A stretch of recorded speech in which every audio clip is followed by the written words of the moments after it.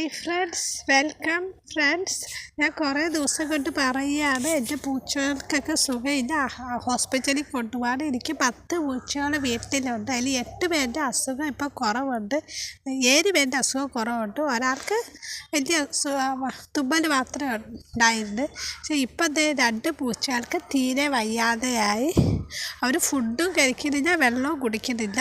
ഞങ്ങൾ ആദ്യം വീട്ടിൽ വെച്ചിട്ട് മരുന്നൊക്കെ കൊടുക്കാൻ നോക്കി, പക്ഷേ അത് കഴിച്ചിട്ട് കുറവില്ല. ഫുഡും വെള്ളമൊന്നും കഴിക്കുന്നില്ല.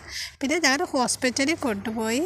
ഇപ്പോൾ ഹോസ്പിറ്റലിൽ ഡോക്ടർ നോക്കിയപ്പോൾ ഡോക്ടർ പറഞ്ഞ് 2 പേർക്കും ഹൈ ഇൻഫെക്ഷനാണ്, ന്യൂമോണിയാണ്, ഹൈ ഇൻഫെക്ഷനാണ്, നെഞ്ചിനൊക്കെ വെള്ളം കെട്ടിയിരിപ്പുണ്ടെന്ന് പറഞ്ഞു. അങ്ങനെ ഡോക്ടർ അതിൻ്റെ മരുന്നും ഡ്രിപ്പും എല്ലാം കൊടുത്ത് നമുക്കൊന്നും കൊടുക്കേണ്ട ആവശ്യമില്ല. ഡോക്ടർ അതിൻ്റെ ഡ്രിപ്പും ഫുഡിനുള്ള അതും പിന്നെ അതുപോലെ മെഡിസിനും എല്ലാം കൊടുത്ത് അങ്ങനെ 3 ദിവസം കൊണ്ടുവരണമെന്ന് പറഞ്ഞ് അവിടെ കൊണ്ടുവന്ന വേറൊരു ഡോഗാണ്, ഗോൾഡൻ റിട്രീവർ ഡോഗിനെയാണ്. അപ്പം 3 ദിവസം തന്നെ നല്ല ബില്ലാകും.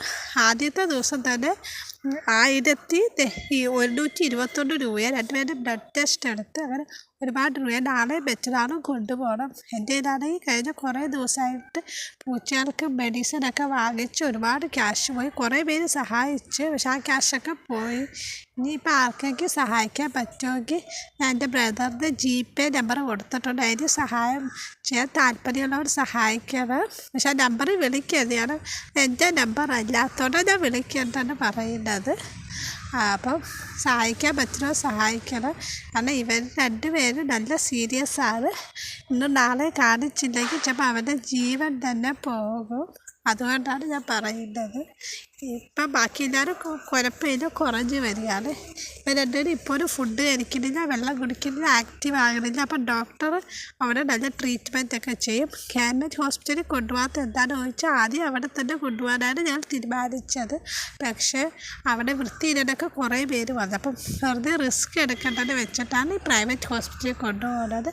അല്ലാതെ അത് കൂടാതെ അവിടെയുള്ള ഡോക്ടറെ പരിചയവും ഉണ്ട്, നല്ല ട്രീറ്റ്മെൻറ്റുമാണ്. പക്ഷെ ഓട്ടോയ്ക്ക് തന്നെ 200 രൂപ അങ്ങോട്ടും ഇങ്ങോട്ടും ആകും. അങ്ങനെ കുറേ ക്യാഷ് ഓട്ടോയ്ക്ക് തന്നെ പോകും.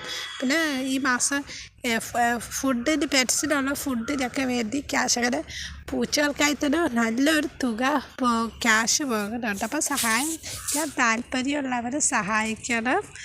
അപ്പം ഇന്നത്തെ വീഡിയോ ഇത്രയേ ഉള്ളൂ. Okay friends, thank you.